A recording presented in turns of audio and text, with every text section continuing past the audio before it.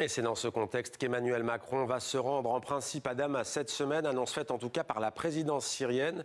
Le chef de l'Élysée est sur le point de devenir le premier chef d'État occidental à se rendre en Syrie depuis la chute de Bachar al-Assad et l'arrivée au pouvoir de l'ancien djihadiste Ahmed al-Shara. Notre éditorialiste Slimane Zeguidon nous a rejoint. Bonsoir Slimane. Bonsoir. Quels sont les enjeux de cette visite?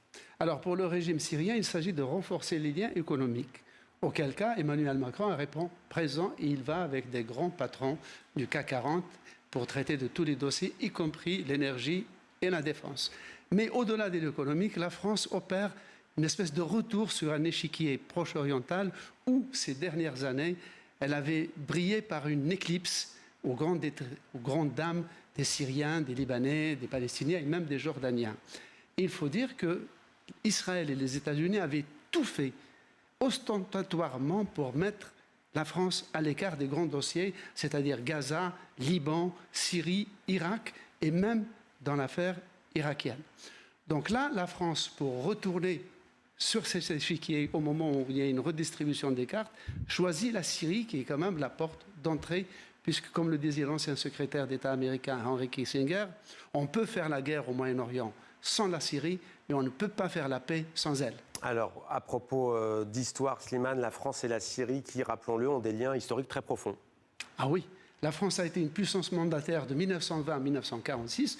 Donc, durant ces 26 ans, la France a découpé l'ancienne province ottomane, qui a été ottomane pendant 4 siècles, d'où le poids de la Turquie aujourd'hui, concurrent de la France en Syrie. Elle a découpé en 6 territoires. Elle en a offert un, celui qui est au Sancak d'Alexandrette, à la Turquie en 1938 pour que la Turquie reste neutre pendant la Deuxième Guerre mondiale, et elle en a détaché le Grand Liban qui est devenu un État autonome. Tout le reste, elle voulait en faire 5 États séparés, mais les nationalistes syriens de toute confession confondue s'étaient rébellés et avaient demandé un État unitaire, ce qui a donné la Syrie d'aujourd'hui.